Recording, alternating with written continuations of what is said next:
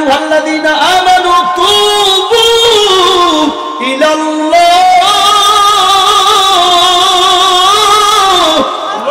তাওবাতান নাসুহা। আল্লাহ বলে ঈমানদারের দল, আমি আল্লাহর কাছে যদি তওবা করতে পারো, আমি আল্লাহর কাছে যদি সারেন্ডার করতে পারো, কত অন্যায় করছো, কত গুনাহ করছো, আমি আল্লাহ তোকে মুহূর্তের মধ্যে মাফ করে দিব। আমার আল্লাহ এত দয়া, এত মায়া। আল্লাহ বলেন লা তাখুযুহু সিনাতু ওয়ালা নাওম।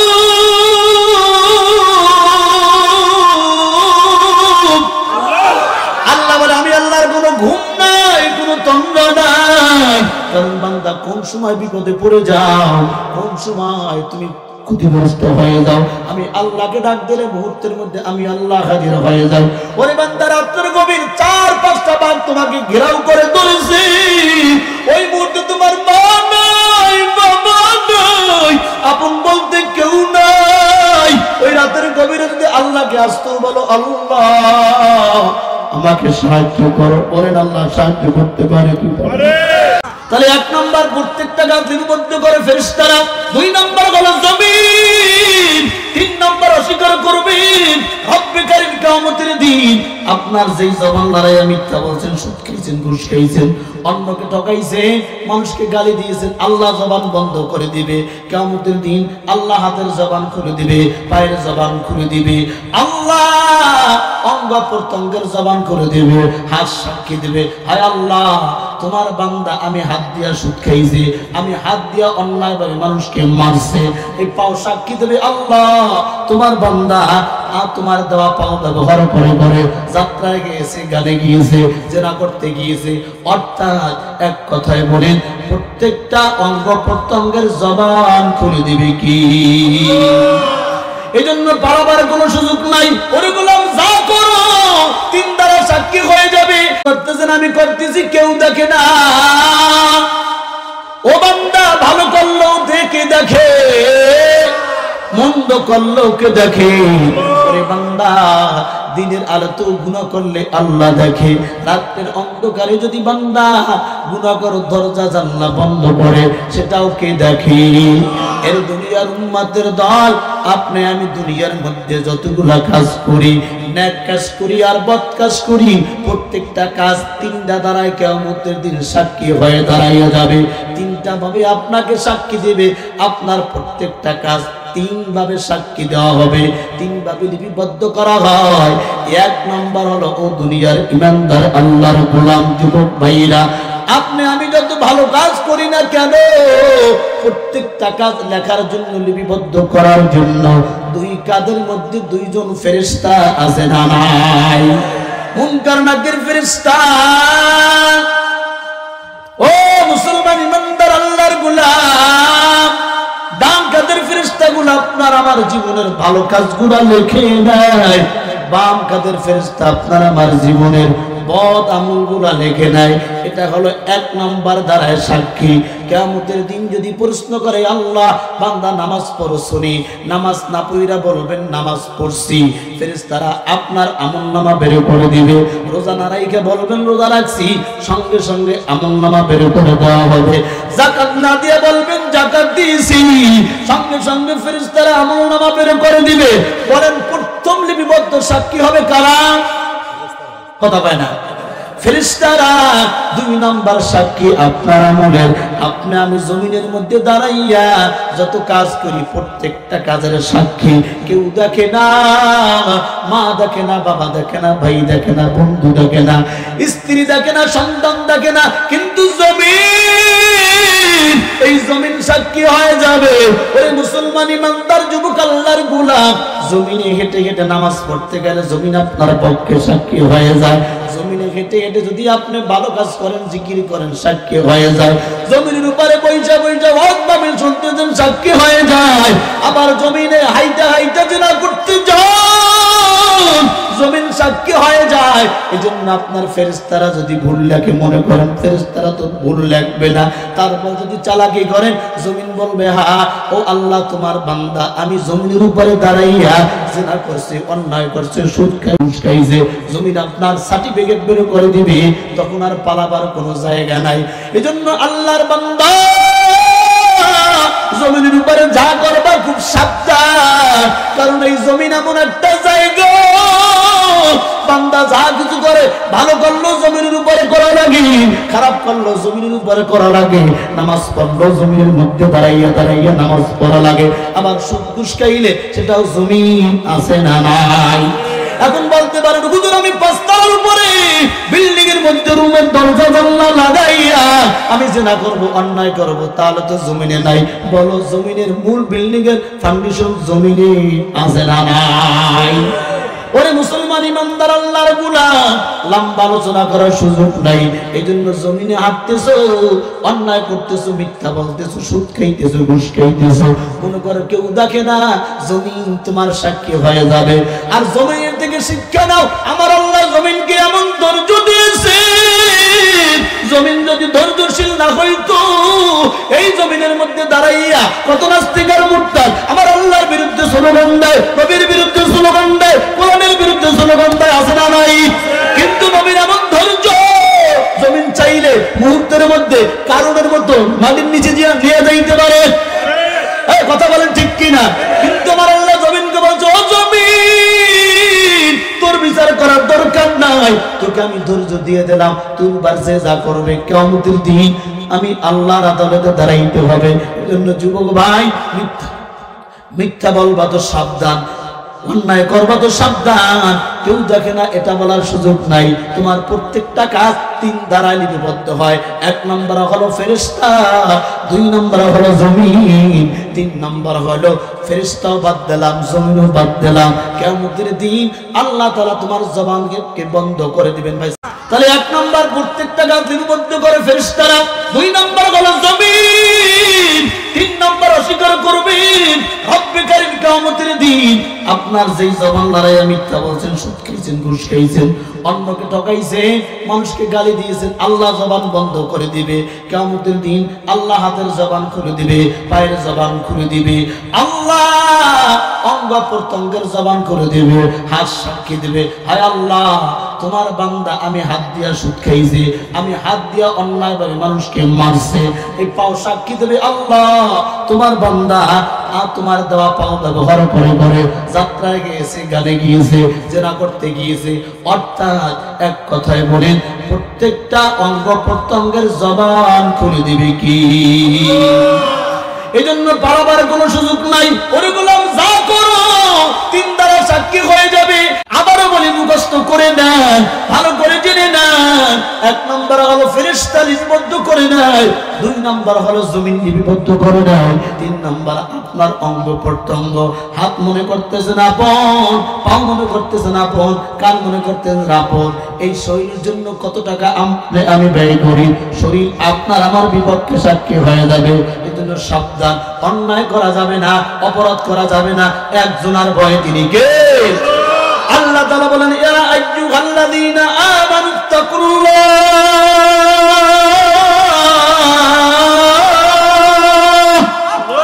আল্লাহ বলে ও দুনিয়ার ইমানদারের দল তুমি আল্লাহকে ভয় কর। কেমন ভয়? হাক্কা তুকাতিহি ওয়া লা তামুতুন্না ইল্লা ওয়া আনতুম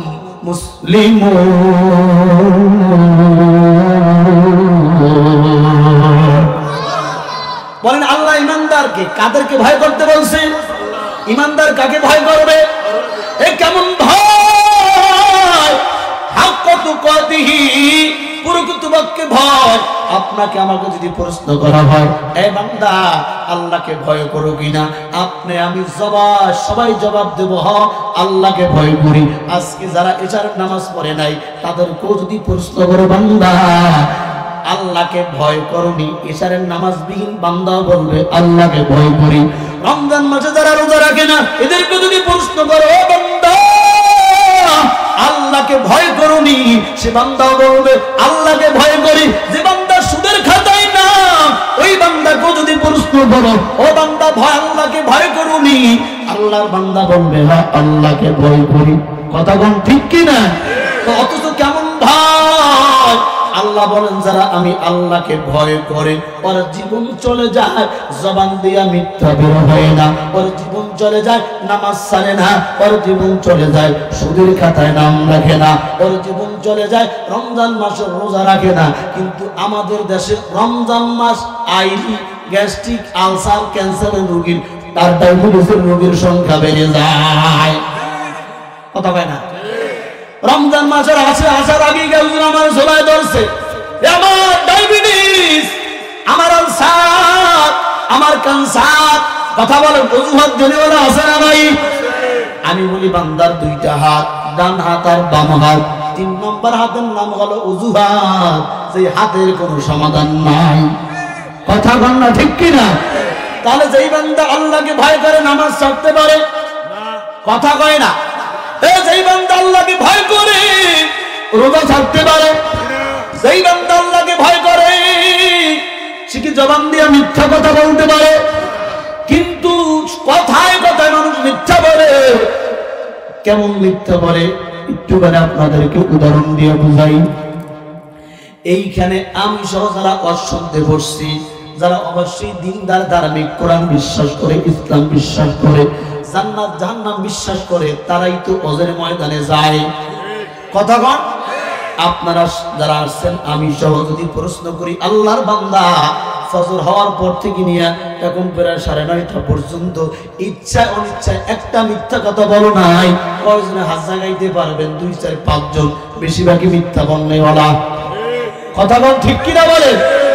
ওরে বান্দা শুধু তাই নয়, এই মাদারিসে যারা বসছে আল্লাহর ভয় করনে ওলা বান্দা আজকে ফজর পড়ে নাই, জোহর পড়ে নাই, আসর পড়ে নাই, মাগরিব পড়ে নাই, ইশাও পড়ে নাই, নিয়ত করছে ওয়াসারার শুনতাম আবার ফজর পড়তাম না। আছে না নাই? অথচ আল্লাহ বলেন হাক্কা তুকাতিহি ওয়ালা তামুতুন্না ইল্লা ওয়া আনতুম মুসলিমুন।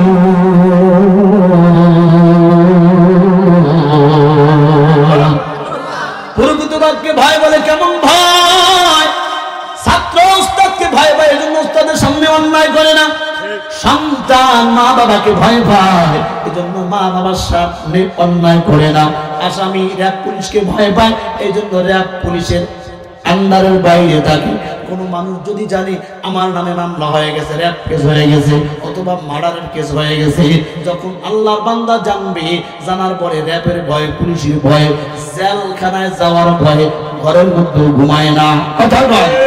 যেরকম বর্তমান অবস্থা, রাজনীতি না কথা বুঝাবার জন্য বলি, যারা আওয়ামী লীগ করছে এখন পাতি নেতারা রাত্রে ঘরে ঘুমাইতে ভয় পায়। কথা বল ঠিক কিনা? আমরা তো বুঝি কসু, কসু বুঝি, খালি বুঝি হুজুগে বাঙালি।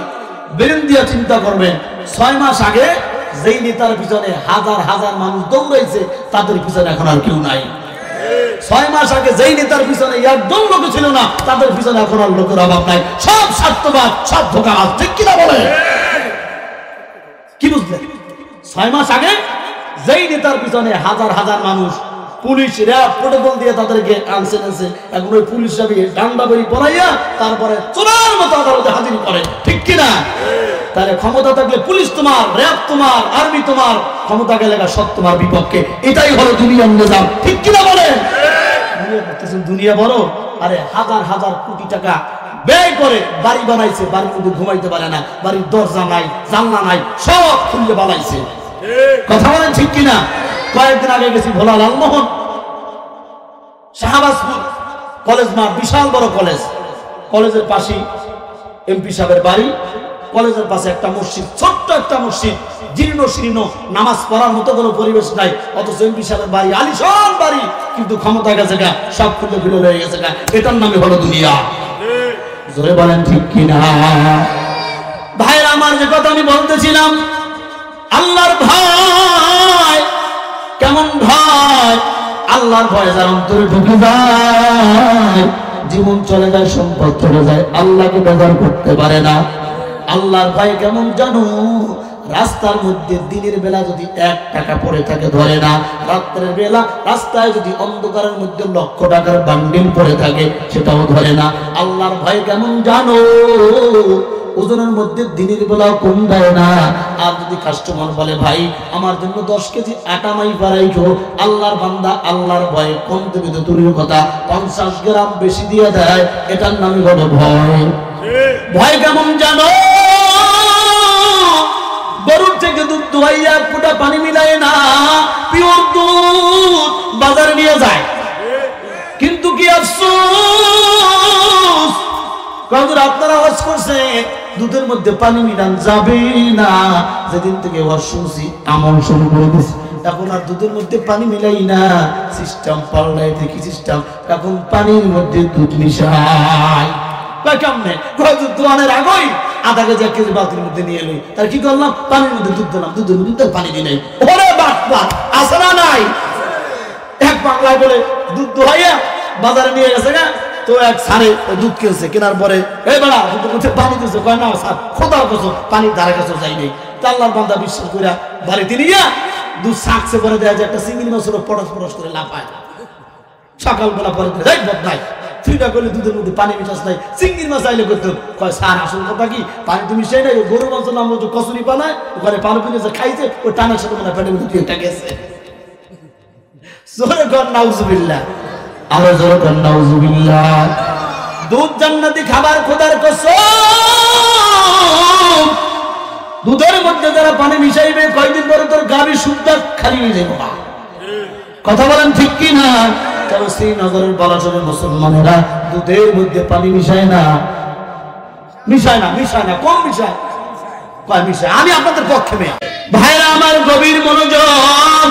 আল্লাহকে যারা ভয় করে তারা নামাজ ছাড়তে পারে না, রোজা ছাড়তে পারে না, হজ ছাড়তে পারে না, মিথ্যা বলতে পারে না, ওজনের মধ্যে কম দিতে পারে না। কথা বলেন ঠিক কিনা?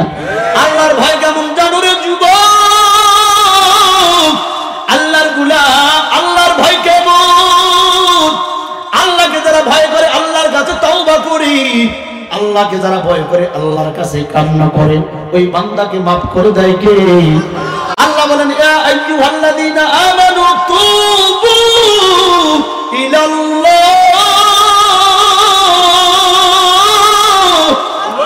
তাওবাতান নাসুহা। আল্লাহ বলে ঈমানদারের দল, আমি আল্লাহর কাছে যদি তওবা করতে পারো, আমি আল্লাহর কাছে যদি সারেন্ডার করতে পারো, কত অন্যায় করছো, কত গুনাহ করছো, আমি আল্লাহ তোকে মুহূর্তের মধ্যে মাফ করে দিব। ও দুনিয়ার ঈমানদার আল্লাহর গোলাম, সন্তান বাবাকে বারবার ডাকলে বাবা এক সময় বিরক্ত হয়ে যায়, সন্তান মাকে বারবার ডাকলে বাবা এক সময় বিরক্ত হয়ে যায়, বন্ধু বন্ধুকে বারবার ফোন দিলে বন্ধু রাগ হইয়া ফোন বন্ধ করে দেয়। কিন্তু আমার আল্লাহ এত দয়া, এত মায়া। আল্লাহ বলেন লা তাখুযুহু সিনাতু ওয়ালা নাওম।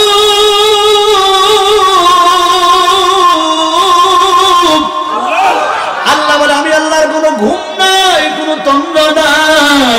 কারণ বান্দা কোন সময় বিপদে পড়ে যাও, কোন সময় তুমি ক্ষতিগ্রস্ত হয়ে যাও, আমি আল্লাহকে ডাক দিলে মুহূর্তের মধ্যে আমি আল্লাহ হাজির হয়ে যাই। ওরে বান্দা রাতের গভীর 4-5টা বাঘ তোমাকে ঘেরাও করে ধরেছে, ওই মুহূর্তে তোমার মা নাই, বাবা নাই, আপন বলতে কেউ নাই। ওই রাতের গভীরে যদি আল্লাহকে আসতো বলো আল্লাহ আমাকে সাহায্য করো, ওরে আল্লাহ সাহায্য করতে পারে কি পারে? সমুদ্রের মধ্যে প্রলয়ঙ্কারী ঝড়, ডানে বামে কেউ নাই, চতুর্মুখী পানি, ওই মুহূর্তে একজনের সাহায্য করতে পারে, তিনি কি? আল্লাহ বান্দাকে কেমনে সাহায্য করে, কেমনে মাফ করে? ছোট্ট একটা ঘটনা মনে পড়ছে, বলি ওমর রাদিয়াল্লাহু তাআলার জামানা। ওমর ডাক দিয়া কয় আমার রাজ্যের মধ্যে মদ ক্রয় বিক্রয় পান করা সম্পূর্ণ নিষিদ্ধ, কারণ মদ পান করা হারাম করেছেন কে? আমার রব আল্লাহ। যেটা হারাম করেছেন কিয়ামত পর্যন্ত হারাম, আর যেটা হালাল করেছেন ওইটা কিয়ামত পর্যন্ত হালাল। হালালকে হারাম বানাবার কোনো ক্ষমতা নাই, হারামকে হালাল বানানো, হালালকে হারাম বানানোর, হারামকে হালাল বানানোর কোনো ক্ষমতা কারো আছে? মার সাথে সন্তানের বিবাহ হালাল না হারাম? পৃথিবীর সমস্ত মুফতি সাহেব যদি একত্রিত হইয়া ফতোয়া বানায় কাজ হবে? বোনের সাথে ভাইয়ের বিবাহ হালাল না হারাম? সব আলেমরা যদি বইয়া গবেষণা করে আগামীকাল থেকে ভাই বোনের বিবাহ বৈধ হবে। কারণ আমার আল্লাহ যে আইন করেছেন ওটা কিয়ামত পর্যন্ত ওইভাবেই থাকবে, ওখানে কম বেশি করার কোনো ক্ষমতা